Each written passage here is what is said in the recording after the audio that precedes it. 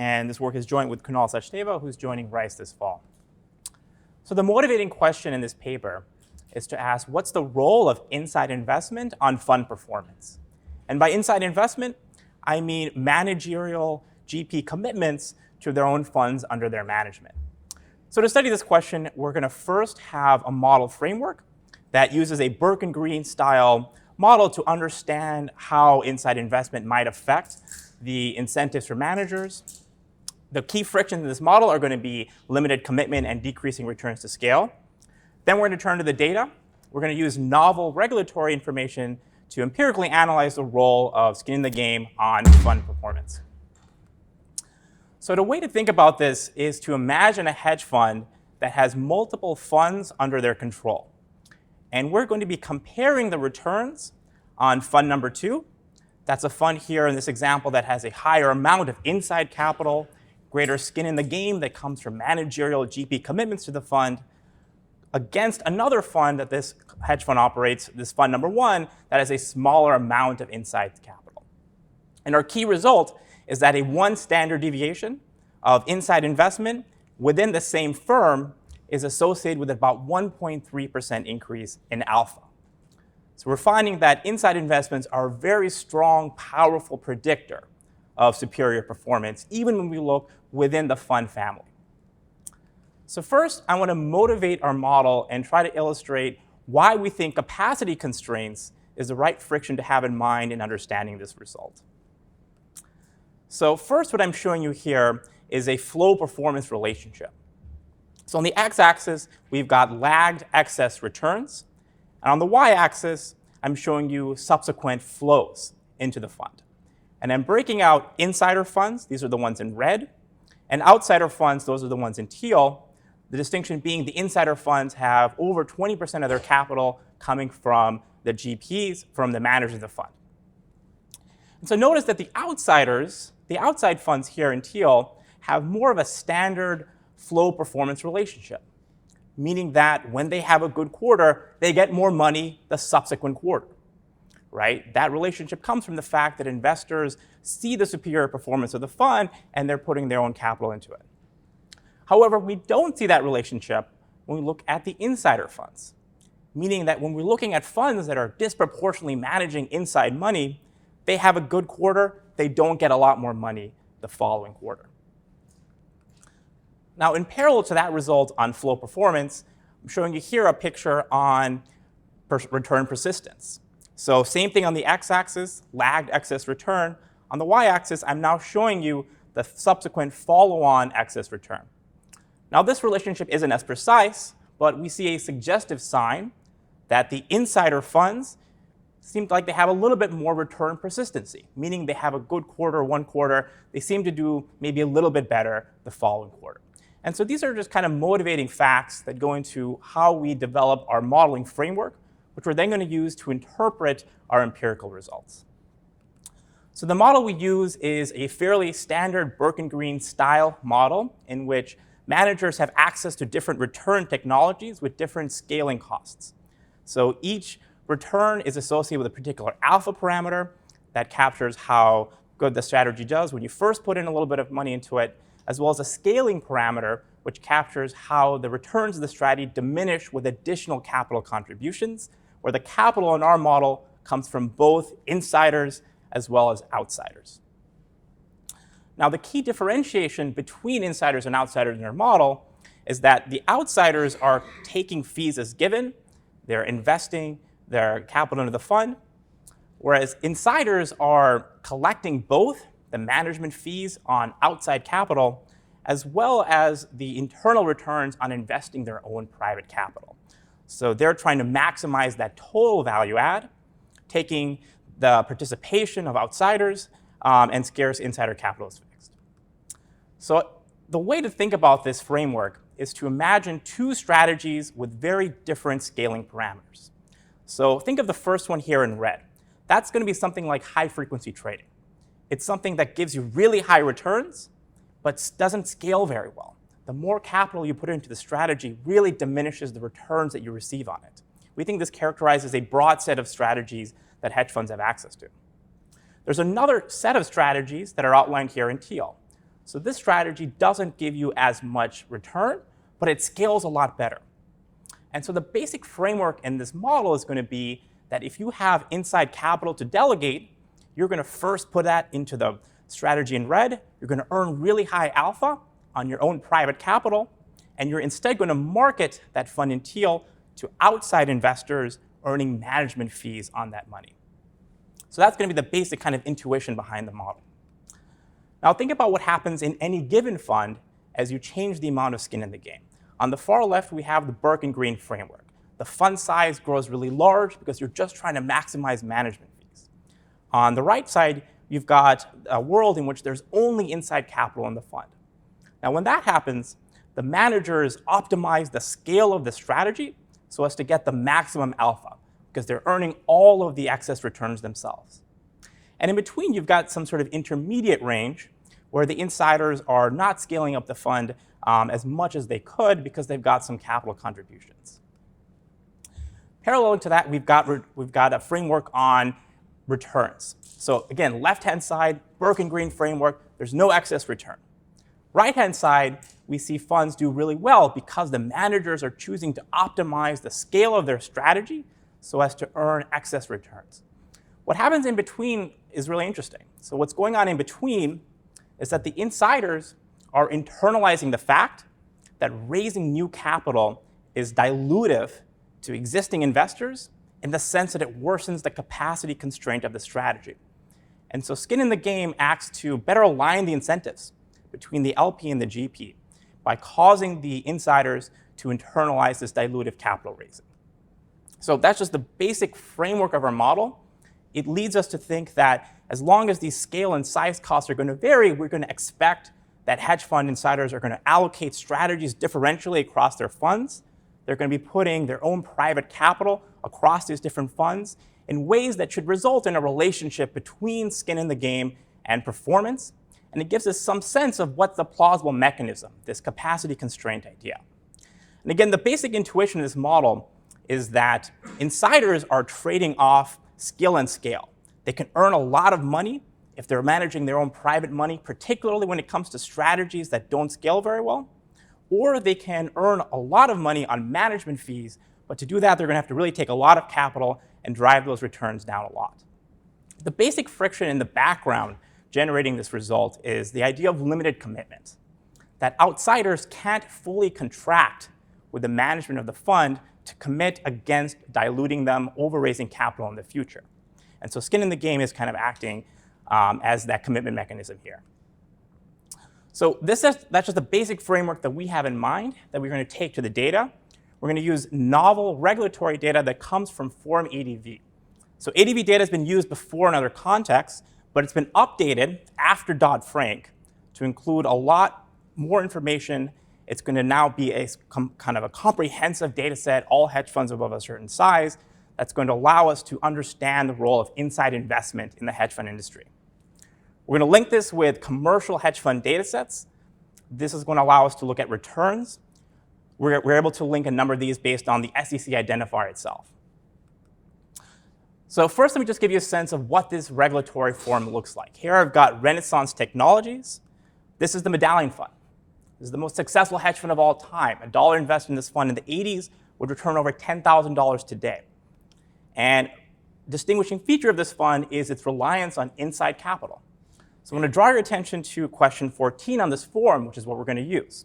So this asks, what is the approximate percentage of the private fund beneficially owned by you and your related persons? So I'm going to come back to related persons in just a minute. But basically, beneficial ownership has to do with ultimate end ownership through shell vehicles. And so what this is going to get for us is something we think is a good proxy for managerial investment in the fund. And so this is telling us that about 2/3 of the $6 billion in this fund is coming from the managers themselves. This is really a kind of a fund that's managing inside money. And our basic empirical strategy is going to be to compare funds like this, funds like Medallion, to funds like Reef. So Reef is a fund that Renaissance Technologies also operates that has about $16 billion in size, but only 12% of that is coming from GP capital commitments. This is a fund that you can access if you have $1 million maybe, and you're not going to get the same returns that you would get in the medallion fund. Back to related parties, these are entities that are listed on the forms, and most commonly they are sponsors of the GP. About 3/4 of the time they share a supervised person, about 60% of the time they're in the same office. So we think that this question asks for an entity that we think economically is quite linked to the management of the company. We're going to treat that all as inside investment for our purposes. All right, so what this data allows us to do is to look within firms at the distribution of how their skin in the game is distributed across their fund vehicles. So for Rentech here, we can see they've got a range of funds, some of which have very little skin in the game, some of which have a lot of skin in the game. We have this measure for the entire hedge fund industry. So this histogram is telling you for every single fund that's a hedge fund, what is the skin in the game of that particular fund. So there are two interesting modes here at 0 and 100%. So no skin in the game and totally prop fund. We're actually going to ignore those for the remainder of the empirical exercise, but the results are also going to hold if we include those as well. All right, so moving on to our results. So this is our basic specification. What we do in the first step is a factor correction of returns. So you can think of the Fama-French Carhart factors, for instance. We're just going to regress a bunch of factors against raw returns in order to extract an alpha, right? In that second step, we regress that alpha against that measure of skin in the game. And we're taking these from annual ADV form, so we're taking the skin information from 1 year and regressing it against the returns the following year, the alpha from the following year. We're looking here both at the Fama-French Carhart as well as the Fung and Schur factors. And so the key result is that a 1% increase in skin in the game is associated with about 0.5 bips of alpha every month. So to scale that appropriately, an additional standard deviation is going to add about 1.2% alpha every year. Really important feature about that result is it comes from a panel regression in which we're controlling from a firm fixed effect, meaning we're looking within a firm at different funds that they offer. So the firms all have common management, but they have different vehicles with different amounts of skin in the game. That's the variation that we're using in this panel context. And we're finding that it's variation in inside investment within firm, within year, within strategy, controlling for size that's associated. It's this very strong predictor of superior performance of alpha. All right, so to having established this kind of relationship between skin in the game and performance, we now are turning to understanding some of the mechanisms. So remember, we have this framework that suggested that capacity constraints could be driving this. So we think very strong evidence for capacity constraints comes from funds that are closed to outside investors. From a Burke and Green framework, it's very surprising to have a fund that's not accepting outside money, right? Because you could earn more management fees if you let in more capital. Those concerns are highlighted in our columns 2 and 3, where we show that actually these funds that are closed to outside investors do incredibly well. They're earning 2 to 4% every year in additional alpha. So it seems like outside investors should really want to get into these funds. The management could make more money in management fees if they let them inside the fund, so why don't they? Well, the resolution to that is in column 1, where we find that these funds closed to outsiders actually have more skin in the game. So this is kind of illustrating most starkly the mechanism we think is partly driving a result, which is that the fund managers are creating separate vehicles. They're keeping their own money in some funds, optimizing the scale, optimizing the strategies, and instead offering outside investors different products at a different scale that don't get as much in alpha. So additional evidence that capacity constraints could be driving this result come from the size of the funds that we're looking at. Again, looking within firms, contrasting funds within the firm that have different amounts of skin in the game, we find that the high skin funds are smaller. That's again consistent with a scale interpretation of this result. Further evidence comes from the role of flow performance. So this is just a regression version of that plot I showed you earlier. What we're finding is that when funds do better in terms of excess returns that are insider funds, that is, they're managing higher than kind of the 20% marker of inside capital, these funds don't accept as much outside capital the next quarter. So meaning that the insider funds have a good quarter, you would ordinarily expect capital to flow in. We don't see capital flow in as much when it's an insider fund. That's consistent with the idea that the insider funds are better managing the capacity of their strategy, not accepting as much outside capital. So we see that on the extensive margin, taking any capital at all, as well as an intensive margin question. So we've also looked at this in the context of flagship funds. I don't have the result here, but comparing the skin of a flagship fund in a particular firm. So does that drive flow to the other funds in the family? And we also find that superior performance of funds in that context also doesn't drive flows into other funds in the family. So what these results suggest is that it's not a signaling story. Because if it were a signaling story, if it were the case that managers are pledging personal commitments in order to drive investor interest, we would expect to see greater flows in the future, either into the fund that they've got the personal commitments in or maybe into the family overall, and we don't see that.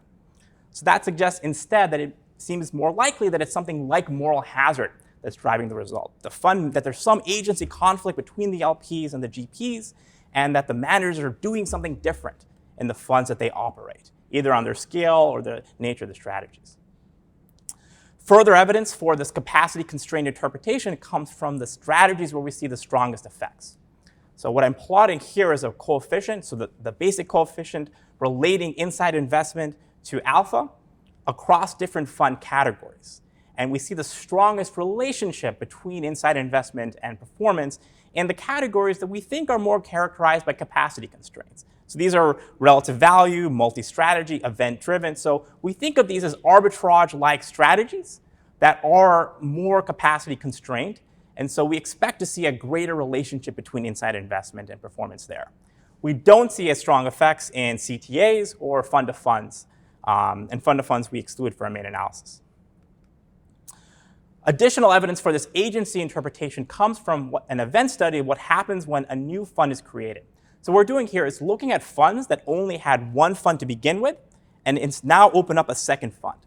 We think what happens is this offers the fund managers the opportunity to do one of two things. They can either keep their personal capital commitments in the old fund and use the new one to raise additional revenue. In that case, that's the case in red, we find that that original fund continues to do very well. So the money stays in the old fund does well. Contrast that with the results in teal here. So this is what happens when you create a new fund, you move your capital to the new fund, meaning that you use your old fund for marketing purposes. It's got a track record. Outside investors are flowing into that, but your own money kind of travels somewhere else. In that case, we find that old fund does not do as well after the new fund creation. So this provides so finding that the money follows the skin is additional evidence for agency conflict in driving our result. So a lot of other people have worked on this question. What I want to emphasize is that relative to the mutual fund literature, which has looked at this, that literature has really emphasized a signaling interpretation of the relationship between inside investment and performance. And we think we're finding evidence instead of a moral hazard interpretation of what's going on here, in particular based on the evidence from flows. We do a lot of other stuff in the paper. So to conclude, I think what these results help rationalize is how do we live in a world in which outside investors don't seem to do very well when they're accessing delegated fund managers? How is it that hedge fund managers themselves seem to do extremely well, and yet we have a lot of competition? Right? So we're trying to understand these kind of joint dynamics, and what we're suggesting is that that picture ignores that a major aspect of compensation in the hedge fund industry actually comes from the capacity of managers to invest their own private capital in their funds, manage these differently from the funds that they're opening to outside investors. And we think this is an important fact to understand for asset management generally. Thank you.